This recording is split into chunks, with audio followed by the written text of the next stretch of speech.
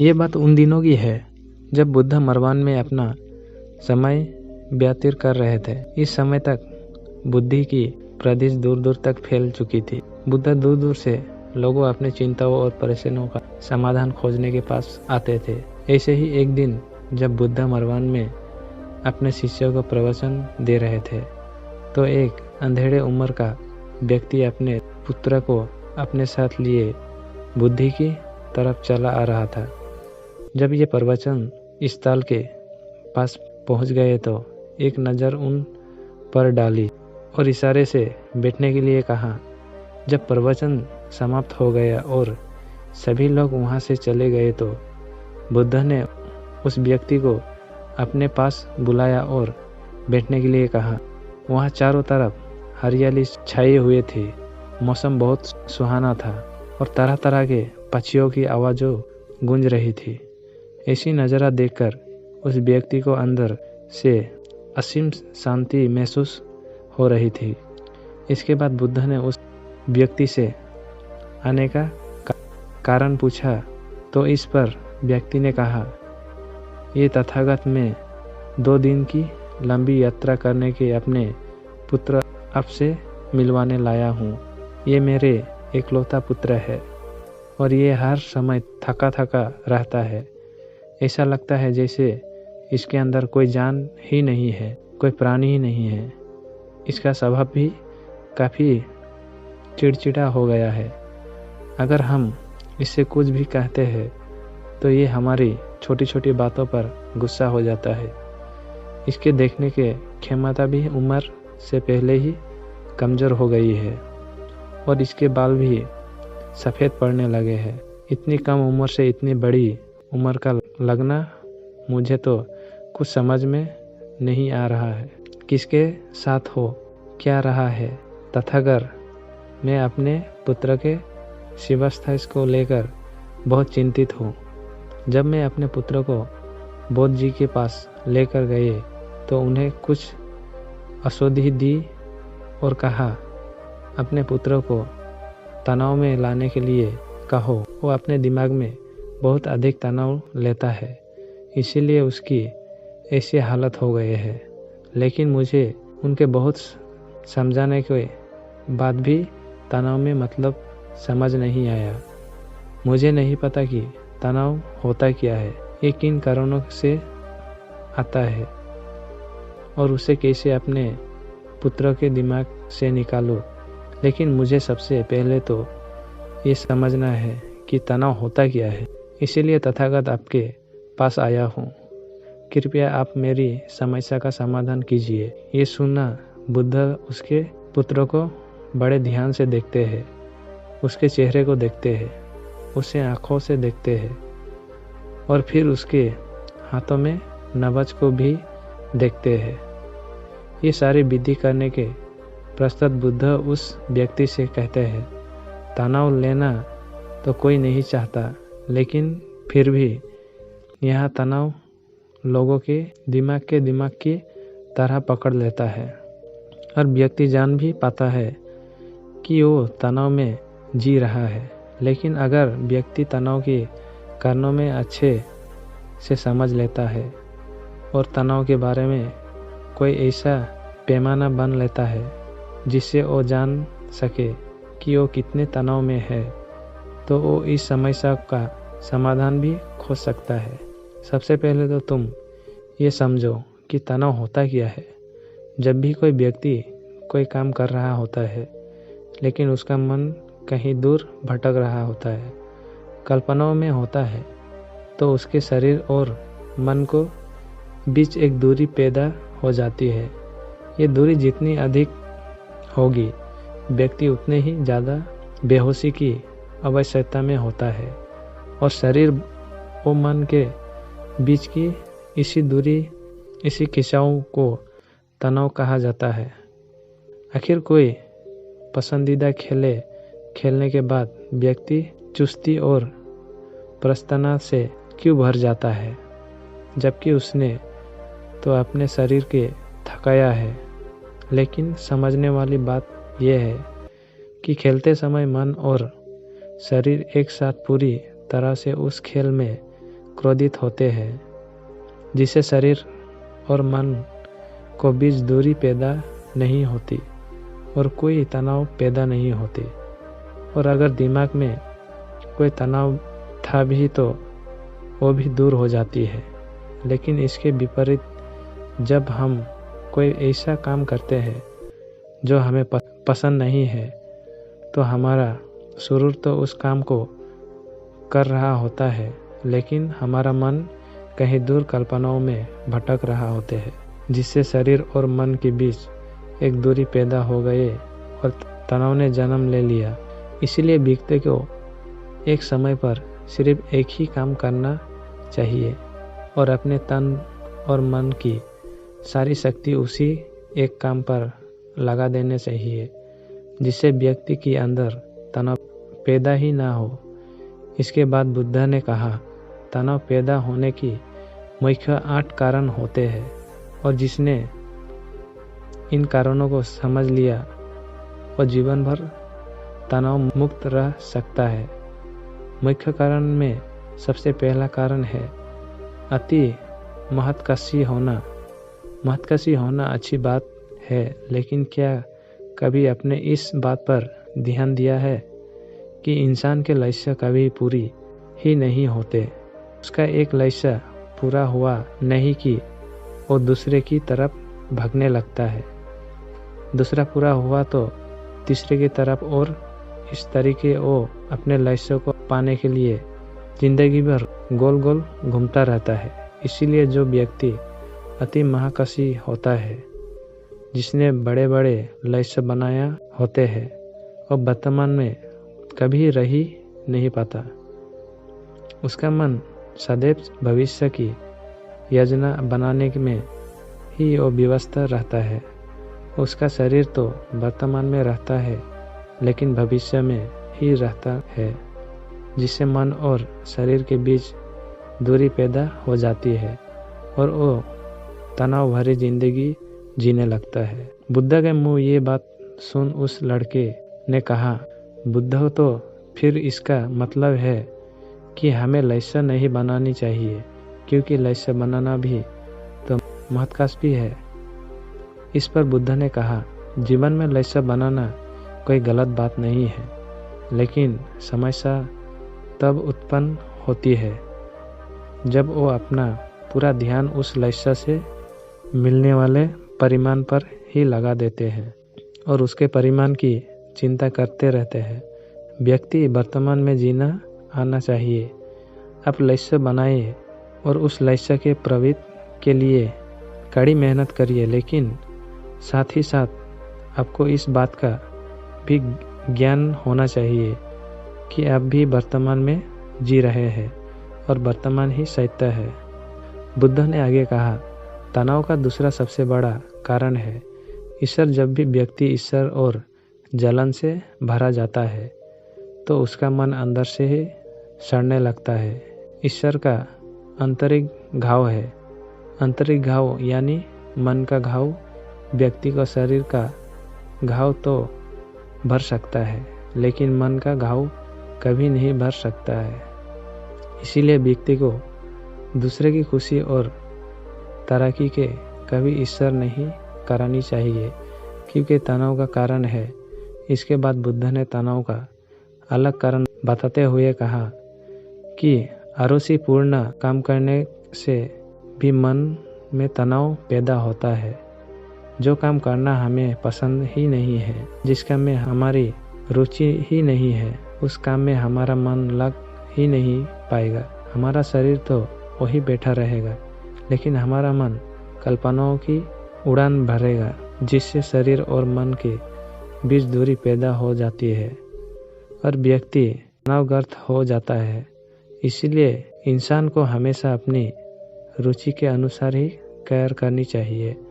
अगर व्यक्ति ने ये पता कर लिया कि उसे कौन सा काम करना पसंद है और वो उसी काम को अपने जीवन का लक्ष्य बना लेता है, तो फिर वो काम उसके लिए काम नहीं बल्कि खेल बन जाता है। फिर बुद्ध ने कहा, तनाव का चौथा कारण होता है किसी दूसरे से अच्छा रखना। बुद्ध ने उस व्यक्ति को और इशारा करते हुए कहा, एक पिता होने के नाते तुम्हारे अपने पुत्र से बहुत सी अपेक्षा होंगे कि तुम्हारा पुत्र एक बहुत ही कामयाब इंसान बने, तुम्हारा नाम रोशन करे, जैसा तुम चाहते हो उस तरह का जीवन जिए, तुम्हारी हर बात माने, लेकिन कोई आज तक कभी किसी की सारी अपेक्षा पूरी हुई है। जब भी कोई व्यक्ति किसी दूसरे का कोई अपेक्षा रखने लगता है तो वो अनजानों में अपने लिए तनाव पैदा करने लगता है। जरा सोचो, अगर तुम्हारा बेटा तुम्हारे अनुसार काम नहीं कर रहा है और वो नहीं बन पा रहा जो तुम उसे बनाना चाहते हो, तो निश्चित रूप से तुम्हारे दिमाग को तनाव पकड़ लेगा। तुम तनाव से भरा जीवन जीना शुरू कर देंगे और इस तनाव के बस में एक आकर तुम ऐसा व्यवहार करेगा, ऐसी बातों करेगा कि तुम्हारा अपने पुत्र के साथ संबंध और भी खराब होता चला जाएगा। इसलिए व्यक्ति को जितना हो सके उतनी कम अपेक्षा दूसरे से रखनी चाहिए और अगर पूरी तरह से तनाव मुक्त रहना है तो दूसरों अपेक्षा रखना ही बंद कर दो। इसके बाद बुद्ध ने कहा कि शारीरिक कष्ट भी इंसान को तनाव का एक कारण होता है। जब व्यक्ति किसी शारीरिक पीड़ा से गुजर रहा होता है तो उसका पूरा ध्यान बस अपने उस शारीरिक दर्द पर होता है और वो पूरे दिन बस उसी के बारे में सोचता रहता है, जिससे उसका मन दुख के विचारों से भरा जाता है और ऐसी स्थिति में व्यक्ति तनावग्रस्त रहने लगता है। ये सुन उस व्यक्ति ने कहा कि हे बुद्धा, शारीरिक दुख तो किसी भी व्यक्ति को हो सकता है, तो फिर क्या हुआ, व्यक्ति जीवन भर तनाव में ही जिएगा। इसका जवाब देते हुए बुद्ध ने कहा कि इंसान को ये बात समझनी चाहिए कि हमारा जीवन दुखों का अंधारा है। जैसे जैसे हमारा जीवन आगे बढ़ता है, इसमें दुख आते हैं, बीमारी आती है और फिर अंत में मृत्यु भी आती है। तो बीमारियां इंसान का जीवन का अभिन्न अंग है। कोई इंसान बच नहीं सकता, बस किसी किसी के जीवन में ये समय से पहले आ जाती है तो किसी के बाद में बढ़ती सबको है। जब इंसान का मन इस बात को अच्छे से समझ लेगा तो फिर वो अपनी बीमारी के बारे में सोच कर ज़्यादा तनाव नहीं लेगा, क्योंकि ये हमारे जीवन का अभिन्न हिस्सा है और इसके लिए व्यक्ति को शारीरिक रूप से अभी अवश्य करते रहना चाहिए। अपने जीवन में व्यायाम और स्वस्थ जीवन शीला की भी जगह देनी चाहिए ताकि उसका शरीर लंबे समय तक निरोगी रहकर सही से काम कर सके। तनाव का अलग कारण होता है। अपनी योजना के समझने के लिए समय ना देना। कुछ लोगों के दिमाग में कोई विचार आए नहीं है कि वो बिना सोचे समझे उस पर काम करना शुरू कर देते हैं और जब उस काम में उन्हें असफलता मिलती है तो वो तनाव में भर जाते हैं, क्योंकि उन्होंने उस काम के शुरू करने से पहले उसके बारे में पूरी जानकारी इकट्ठा नहीं की थी। इंसान को कोई भी काम शुरू करने से पहले उसके अच्छे बुरे परिणामों के बारे में ठीक से सोच विचार कर लेना चाहिए। इंसान को इस बारे में भी सोच लेना चाहिए कि अगर ये योजना सफल नहीं हुई तो फिर इसके बाद में क्या करूँगा।